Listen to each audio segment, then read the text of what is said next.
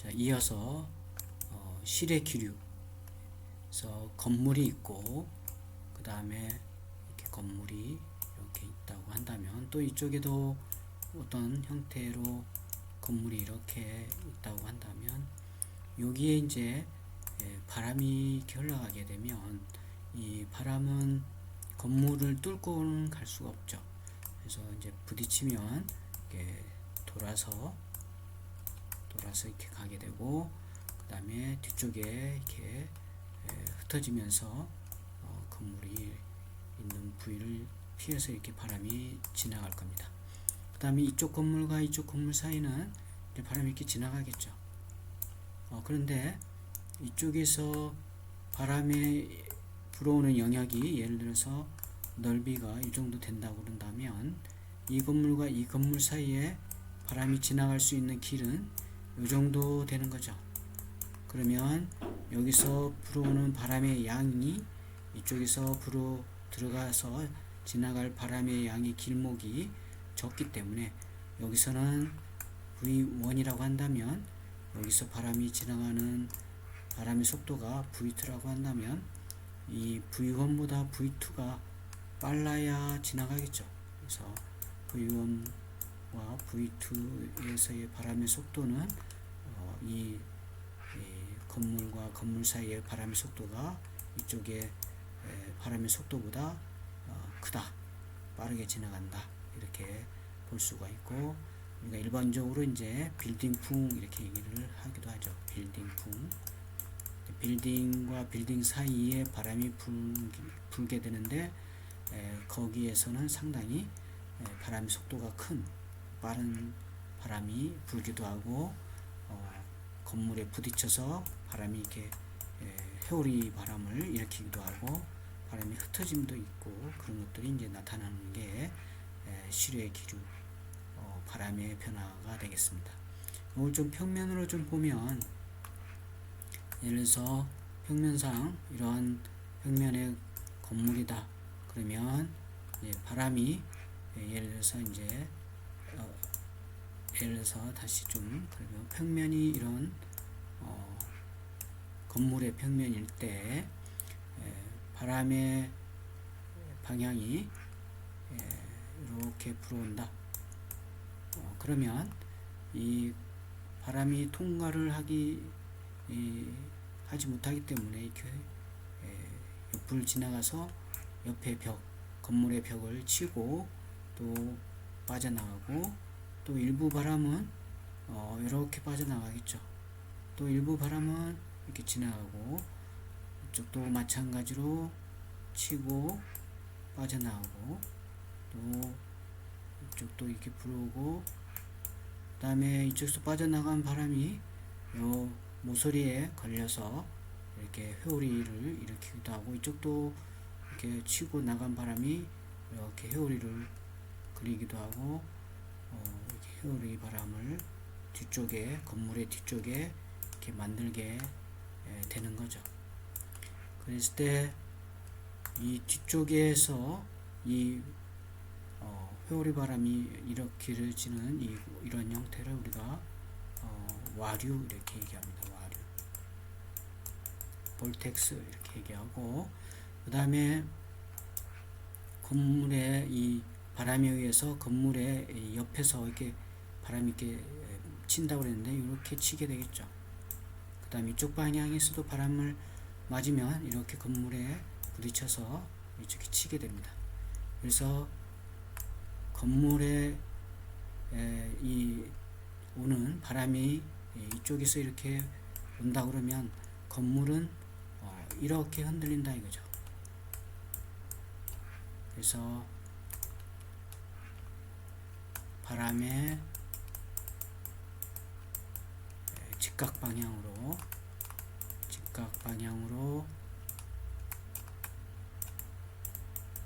건물의 흔들림이 생긴다 이렇게 보면 되겠습니다. 자, 이게 이제 간단한 평면일 때의 이런 형태가 되겠고, 그다음 이제 건물의 형태가 이런 형태일 때에 바람이 이렇게 불어오면 이쪽에 이제 이 뒤쪽에 이렇게 파인 부분에 바람이 이렇게 불어와서 회오리 바람을 일으키면서 다시 빠져나가고, 또 일부 바람은 그냥 지나가고, 이런 기류의 변화를 우리가, 이런 건 이제 실험을 통해서 실험적 결과를 통해서 이게 데이터가 모여져 있습니다. 그 다음에 이런 형태에 있을 때는 이렇게 이제 바람이 불고, 또 우리가 일반적인 이런 판상형 형태의 공동주택의 이런 평면일 경우에는 바람에 의해서 이렇게 뒤쪽에 생기고, 이런 형태는 이렇게 반대 방향으로 이렇게 바람이 불 때는 이렇게 바람이 이쪽에서 이렇게 부는 거죠. 여기서 요 그림하고 똑같은 형태인데, 이렇게 불 때는 마찬가지로 뒤쪽에 이렇게 부는 와류가 생깁니다. 이런 것들을 다 이제 와류 이렇게 이해하면 되겠습니다. 와류가 생긴 거죠, 지금. 그래서 건물의 형태에 따라서 기류의 변화가 있다, 이렇게 보면 되겠습니다. 그 다음에 기류 조절을 위한 적용.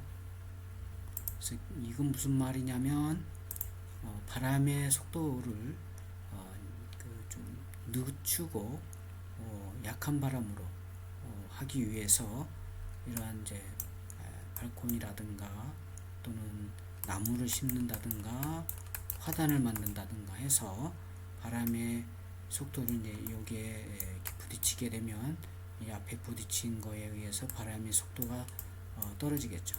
그러면서 이제 창을 통해서 들어오는 바람이 약하게 된다, 이렇게 보면 되겠습니다. 또는 이런 지열에 의해서 온도가 올라가게 되면, 지열의 온도가 올라가면 바람의 속도도 변화가 일어나게 되면서 이 창을 통해서 들어오는 바람도 완화시킬 수 있는 그런 부분도 있고, 또 요같이 바람의 지금 요 밑에 부분이 이렇게 접해 있을 경우에는 바람이 밑으로 지나갈 수 없죠. 근데 이렇게 밑으로 일부 바람을 밑으로 지나가게 하고, 그 다음에 위로도 이렇게 지나가고 하게 한다면 이 창으로 들어오는 바람도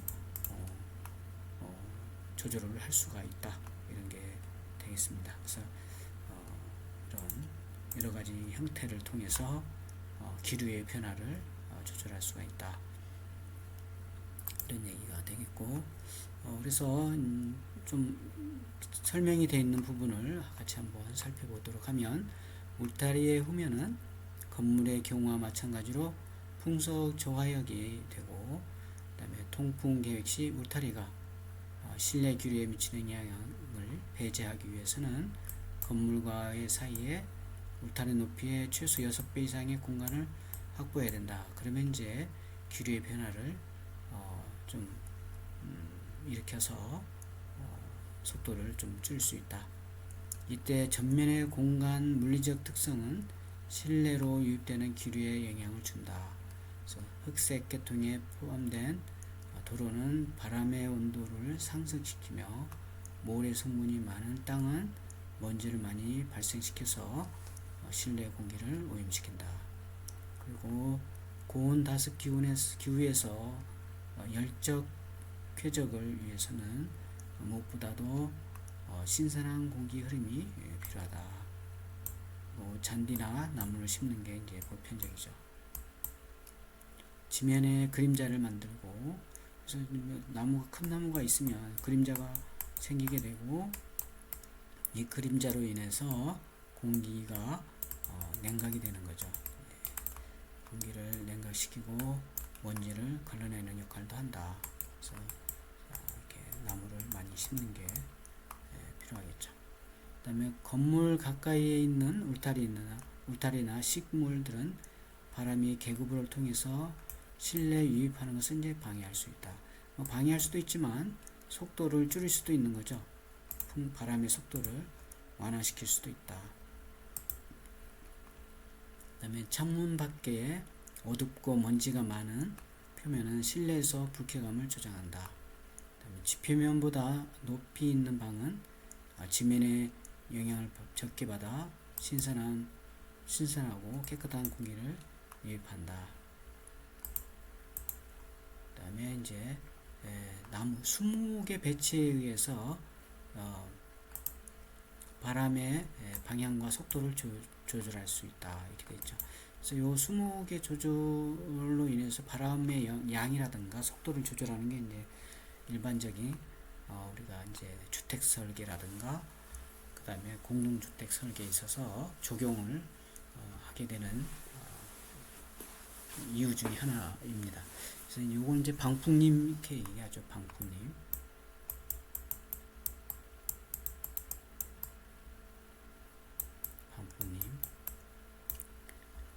그래서 수목 배치는 바람의 터널 효과를 유발하고 풍속을 증가시키거나 감소시킬 수 있다. 그래서 식재 계획을 여름철 주 풍향과 맞추어서 조절하면 여름의 통풍 효과를 증대시킬 수가 있고 겨울철에 방풍도 가능하다. 그래서 수목에 의한 바람의 조절에서 이렇게 적은 나무, 키가 적은 나무, 조금 더 큰 나무 하면 여기 이제 아까도 얘기했듯이 이 나무에 의해서 물론 나무 가지 사이로 이렇게 바람이 이렇게 통과되는 바람도 있죠. 근데 이렇게 이제 나무에 의해서 바람의 길이 위쪽으로 간다든가 이제 아랫부분으로 진행할 수도 있죠. 이렇게 된다. 그래서 창이 있게 되고 이렇게 주택이 있으면 바람이 이제 주 방향이 이렇게 이제 좀 센 바람이 온다. 그러면 이렇게 이제 나무를 심어서 기류의 변화를 유도할 수가 있고, 요 같은 경우는 이제 키가 큰 나무가 뒤쪽에 있죠. 이건 앞쪽에 있고, 그런 경우는 이 키가 큰 나무가 앞에 있을 경우는 이 부위가 키가 크기 때문에 바람에 장애가 없죠. 그래서 바람이 이렇게 부는 거죠. 불어오는 거죠. 근데 요 부위에 적은 나무가 이렇게 딱 있게 되면 이 바람이 이 적은 나무에 의해서 완화시켜 주는 거죠. 좀 그러면서 이제 이런 형태로 바람이 불어가고 여기에 적은 나무가 없고 하면 바람이 이렇게 지나가는데 요 뒤쪽에 이제 적은 나무가 있죠. 그러면 바람의 길이 이런 식으로 하면서 지나간다. 이렇게 보면 되겠습니다. 바람이 전부 이렇게 막히는 건 아니죠. 일부 이런 데도 지나가는 바람이 있지만 주로 흘러가는 바람의 길은 이렇게 된다. 이렇게 볼 수 있다는 거죠. 그래서 여기 이제 통풍 효과, 방풍 효과 이렇게 되어 있습니다. 그 다음에 이제 우리가 이제 간단하게 실외 부분을 이렇게 살펴봤는데 실내 기류 부분을 보면 계구부의 위치와 크기에 따라서 실내에서 바람이 들어오거나 또는 환기창을 이용한다든가, 환기는 이제 자연 환기하고 우리가 앞에서 봤듯이 이제 기계 환기 이런 것들이 있죠. 어쨌든 그런 거에 의해서 이제 실내 기류에 영향을 미치게 되는데, 계구부가 이제 하나 있는 실에서 기류는 그 계구부의 한쪽으로 이제 유입하고 다른 쪽으로 이렇게 빠져나가야 되겠죠. 이때 바람의 유입구에 수직으로 불면 유입구의 크기를 증가시켜도 풍속에는 거의 큰 변화가 없다. 그러나 이제 바람의 방향이 유입구와 각도를 이루면서 유입구의 크기가 증가함에 따라서 풍속은 상당히 이제 증가된다. 뭐 바람이 들어오는 그 유입구의 크기가 크면 당연히 바람의 양이 많이 들어오기 때문에 증가하고, 그다음에 유입구와 유출구와 그다음에 유입구의 크기, 그다음에 개수, 창의 개수죠. 그다음에 실내 유속에 큰 영향을 미치는 게 이제 일반적이다. 그다음에 유출구의 너비가 고정되어 있고 유입구의 너비가 커지면 당연히 이제 유입구가 크기 때문에 바람의 양은 이제 많이 불어오는데 나가는 출구가 이제 고정되어 있기 때문에 크게 바람의 변화는 이제 흐름의 변화는 없다. 이렇게 볼 수가 있고, 유입구에 비해 유출구가 클 때는 이제 좀 바람의 기류의 변화가 있다. 그래서 어느 한쪽 계급의 너비만 증가시키는 것은 큰 의미가 없다. 그래서 이제 대부분 아까도 얘기했듯이 이제 바람은 통과를 해야 되기 때문에 이제 그 들어오는 크기와 나가는 크기가 유사해야 바람이 들어올 때 양과 바람이 나갈 때 양이 비슷해야 흐름이 기류의 변화가 있게 된다. 그래서 계급의 크기에 따른 기류의 속도 이렇게 나와 있는데 참고하시기 바랍니다. 그래서 바람의 방향이 계급의 이제 수직일 때 계급의 너비 외기에 대한 퍼센트인데 13%, 그다음에 13%, 16%, 3분의 1 때, 3분의 2 때, 3분의 3일 때, 그 다음에 전면 기울기, 후면 기울일 때 각각 이 너비의 계급의 너비에 따른 기류의 속도가 되겠습니다. 그 다음에 평균 최대 유속에 미치는 유입구와 유출구 너비 효과 되어 있습니다. 이것도 이제 바람의 방향이 수직이냐 기울어지냐 유출구의 크기와 유입구 크기에 대비해서 비교해서 평균 최대에서 외기에 대한 퍼센테이지를 나타내는 표가 되겠습니다. 그 다음에 맞통풍 해가지고 마주 보고 있는 이제 맞통풍에 의한 바람의 변화가 되는데 실의 유입구 및 유출구가 이제 면하고 그 위치가 각각 풍향측과 풍배측. 이제 풍향측과 풍배측은 풍향 이 앞부분이죠. 풍배는 뒷부분이죠. 있을 때 실내 기류 현상을 의미한다. 이게 이제 막통풍이라고 이렇게 교재에서는 표현을 하고 있고, 한 개 이상의 계구부가 바람이 불어오는 쪽 벽이나 지붕이 있고, 한 개 이상의 계구부가 바람이 불어오는 쪽에 벽이나 지붕에 배치된 경우에 이제 맞통풍 현상이 일어나게 된다. 이렇게 보면 되겠습니다. 100%의 유속이 있게 되면 여기 이제 계구부가 있게 있는 거죠. 유입구, 유출구가 있게 됐을 때 여기 이제 3분의 1 L 정도의 계구부가 있는 경우 바람이 들어올 때 속도는 이때 이제 예를 들어서 여기가 이제 3m/s다. 그러면 3m/s의 35%만 이 실내로 들어온다는 얘기죠. 그리고 나머지 나가는 거죠. 이제 유출구로 이렇게 나가게 된다. 근데 여기가 3분의 2일 때는 37% 실내 기류의 변화가 있게 되고, 그 다음에 이 100%의 속도에 대해서 이 L인 경우 47%의 실내에서의 기류 변화가 있게 된다. 근데 이제 이건 이제 바로 들어올 때 그런데 이제 경사지 기울어져서 바람이 분다든가 할 때는 이렇게 이제 좀씩 달라지게 된다.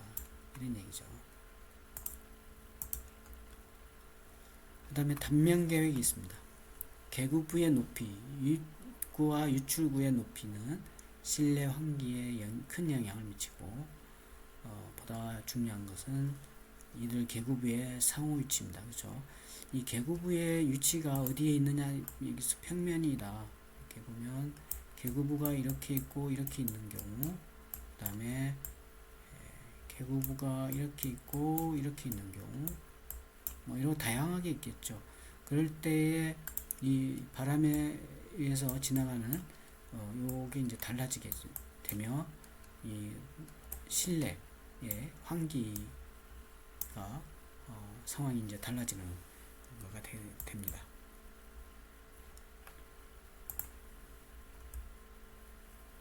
그 다음에 실내 기류의 수직 분포는 다소 나아지지만 실상부에서의 공기의 정체 현상이 발생하여 유출구 상부까지 이어진다. 자, 가장 효율적인 환기는 유입구가 유출구보다 낮게 유치하는 경우다. 그래서 이제 조금 여러분들고 밑줄을 쳐놓고 이제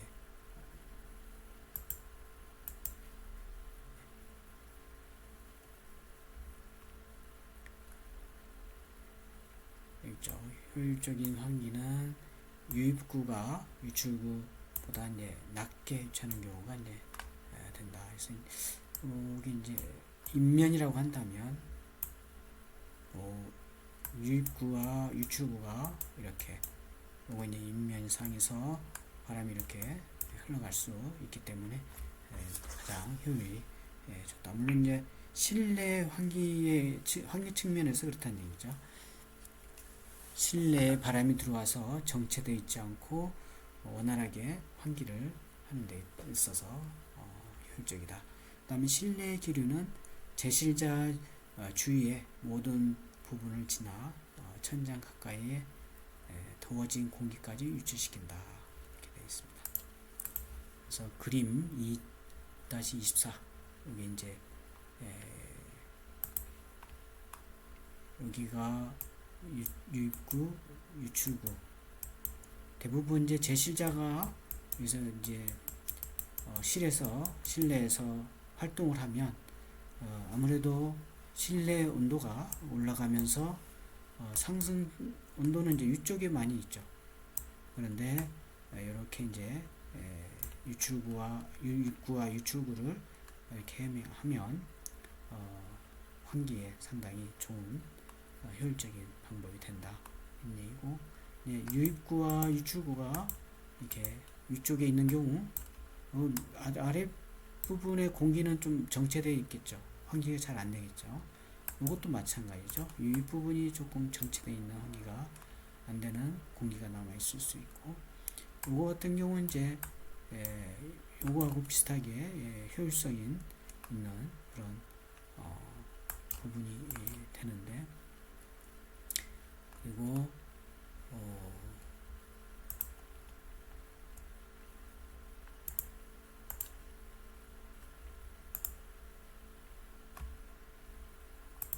돌출부가 있는 경우 해가지고 나와 있는데, 또 이제 그림상으로만 이제 보면 이렇게 되겠습니다. 돌출부가 있는 경우에는 이런 이제 돌출부가 이렇게 있는 거죠. 지금 이렇게 돌출부가 이렇게 있는 경우, 이렇게 있는 경우. 그래서 이 돌출부에 의해서 바람의 흐름이 이렇게 변하고, 그 다음에 이 부위가 이렇게 되어 있기 때문에 바람이 이렇게 들어오는 유도할 수 있는 그런 부분도 있다. 그 다음에 이제 유출부가 이쪽에 있는 경우, 또 돌출부가 이렇게 있고, 이게 이제 이렇게 약간 공간이 있는 경우 바람이 이렇게 들어올 수 있는 거죠. 이렇게 들어올 수 있는 거고, 또 유출부의 쪽으로 이렇게 빠져나가고, 이렇게 돼 있는 경우, 경사져서 돌출부가 있는 경우, 이렇게 이제 바람이 들어와서 빠져나가는 경우, 아무래도 이제 아랫부분에 바람의 길이 더 작용을 해서 지나가는 부분이 되겠고, 또 이렇게 돼 있는 경우는 윗부분에 여기 이제 돌출부가 이렇게 있는 경우죠. 지금 그래서 이렇게 있는 경우 이렇게 지나가는 길이 되겠습니다. 참고하시기 바라고, 그 다음에 실의 개폐 방법과 루버 등에 의한 조절. 그래서 이제 여러 가지 기류의 변화를 주기 위해서 개구부에 이제 루버라든가 또는 뭐 블라인드라든가 이런 걸 설치해서 기류의 변화를 줄 수 있는 거죠. 조절을 할 수도 있고, 예를 들어서 45도로 된 고정된 루버나 블라인드는 공기 흐름을 상향 또는 하향으로 조정할 수가 있다. 그래서 가변 루버나 그 다음에 블라인드로 공기 흐름을 원하는 방향으로 조절할 수가 있고, 루버와 블라인드의 등의 각도가 60도 이상이면 공기의 흐름은 상당히 이제 감소된다. 그래서 이것도 이제 그림에 나와 있는데, 그 그림을 참조하면 그림을 좀 참조를 하면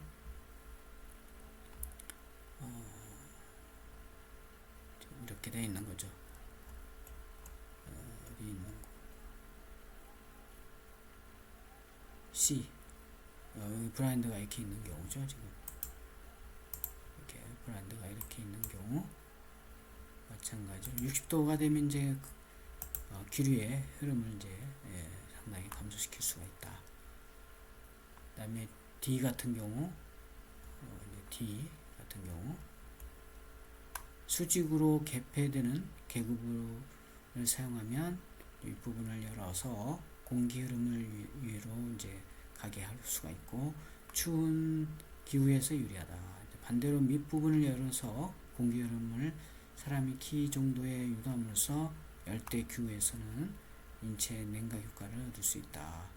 이런 것도 이제 공기를 이제 조절할 수 있는 그런 형태의 장치가 되겠습니다.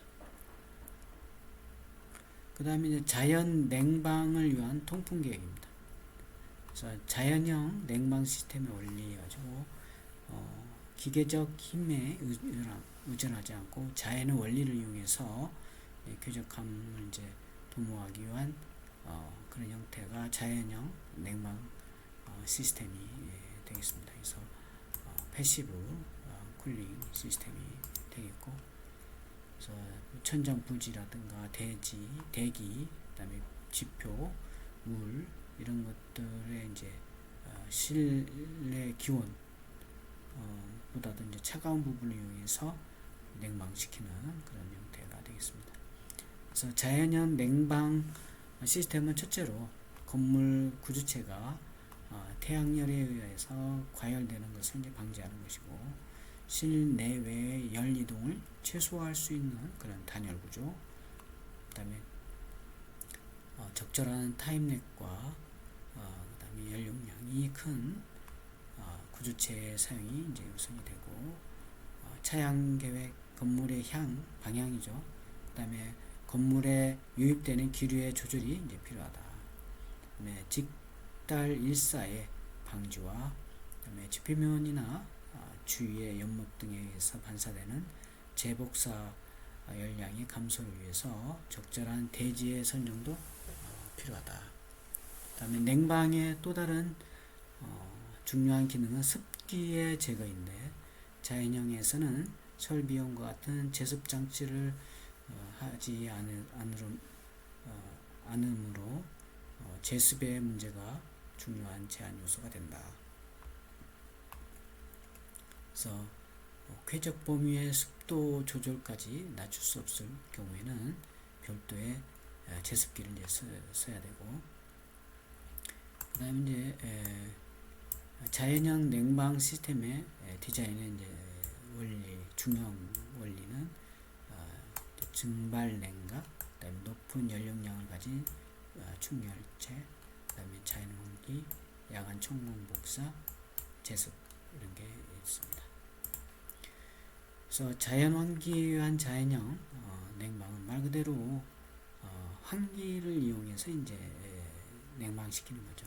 실내가 고온 다습할 때 외부의 차갑고 건조한 공기를 이제 실내로 유입시킴으로써 실내의 온도와 습도를 낮추고 피부에서 제실자의 이제 그 피부에 있는 증말 냉각을 유도함으로써 이제 체감 온도를 이제 낮추는 그런 형태가 되겠습니다. 그래서 이제 그런 것들은 여기에 나온 것처럼 이제 뭐 그런 지역 고온 다습 기후에 있는 그런 지역이 이제 파키스탄이라든가 이런 거에 뭐 이제 윈드스코피 뭐 이런 형태의 그 장치를 써서 자연 환기가 되면서 자연적으로 그 냉방이 되도록 하는 것. 또는 판테온의 도움을 보면 이렇게 구멍이 뚫려 있죠. 구멍이 뚫려 있어서 이렇게 바람이 이렇게 지나가겠죠, 이쪽에.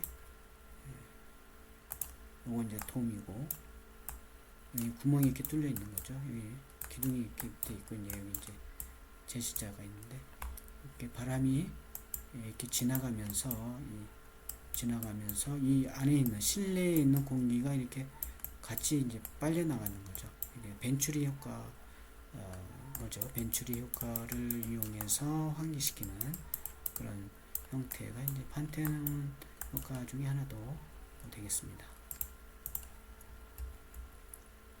그래서 이제 윈드스코프를 이용한 자연환기에서 이제 얘를 들어놓은 게 이렇게 되는데, 평면상은 이렇게 되어 있죠.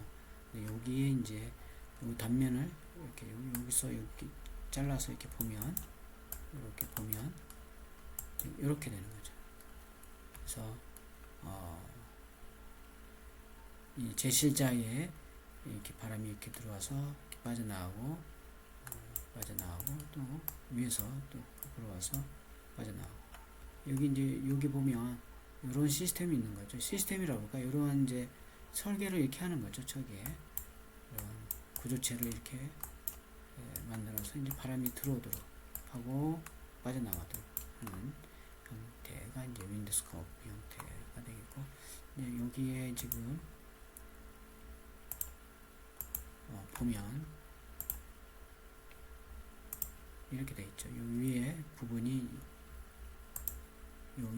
되는 거죠. 이 부분, 이렇게 바람이 이렇게 들어오는 부분,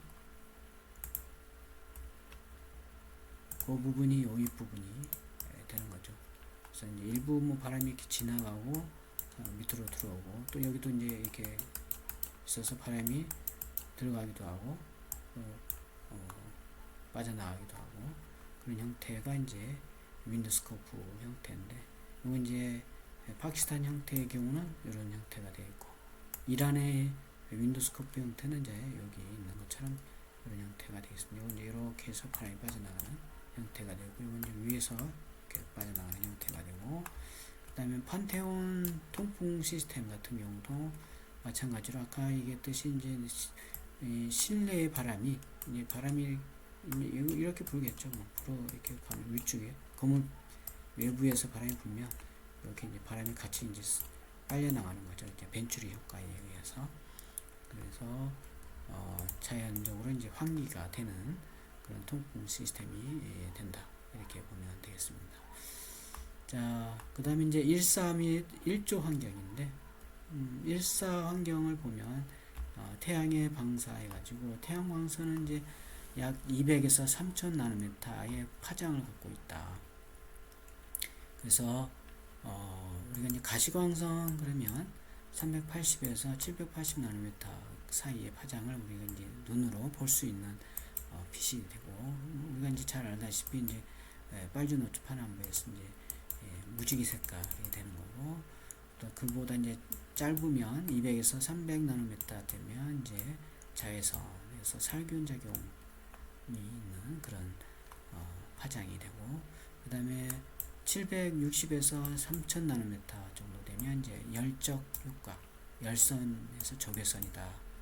그래서 이제 태양의 파장에 의한 분류를 이렇게 할 수가 있고, 1조는 태양광선의 전만에 대한 것을 이제 의미하고, 1사는 태양광선에 의한 복사열의 효과를 합니다.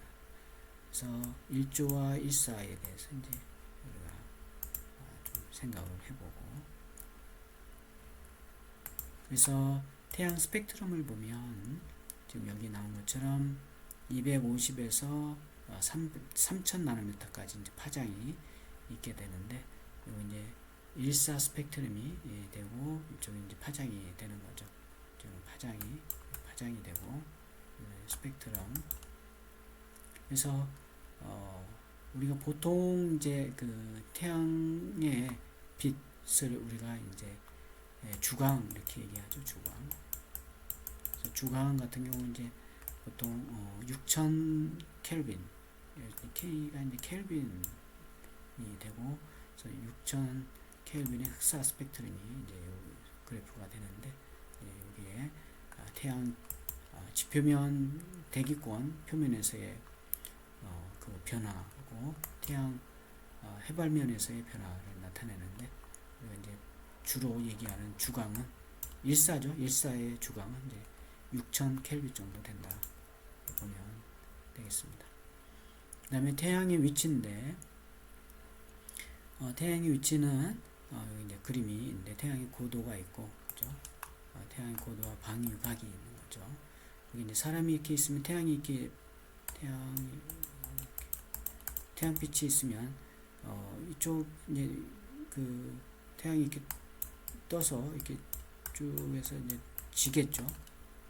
이렇게 여기서 떠서 태양이 이렇게 있다가 이렇게 갔다가 이제 이렇게 또 이렇게 져서 이제 아침, 그다음에 이제 저녁 이렇게 되는 거죠.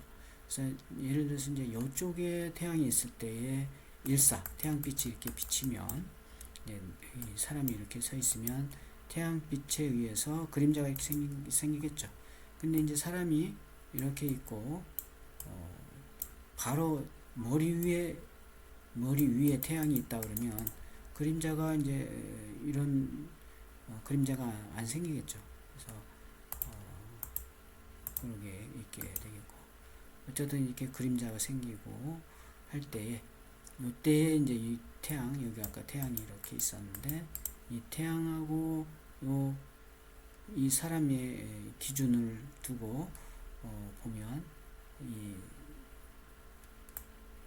동과 서, 그 다음에 남과 북을 방위를 이렇게 표시하고 거기에 있어서 태양하고의 각도, 여기 각도가 있는데 거기에 각도를 우리가 이제 방위각과 그 다음에 태양고도 이렇게 이제 얘기할 수가 있게 된다 보면 되겠습니다. 그래서 지표면상의 기점, 얘가 이제 지표면상의 기점이 되는 거죠. 중심으로 해서 위를 태양이 동에서 서로 운행한다고 가정한다고 한다면 천구상의 태양의 위치는 이제 방위각과 태양고도 이 두 각을 이제 표시한 거다, 이렇게 이해하면 되겠습니다. 그 다음에 태양 궤적도, 건물 설계에서는 1년 동안의 태양의 상대 위치를 고려해야 된다. 그래서 설계자는 설계를 결정하기 전에 태양의 건물의 배치 등을 검토해서 태양의 위치는 계산보다 도식화에 의해서 구하는 것이 이제 바람직고 하고, 그 검토에 의해서 이제 향이라든가 창의 크기 이런 것들이 이제 결정이 되는 거죠.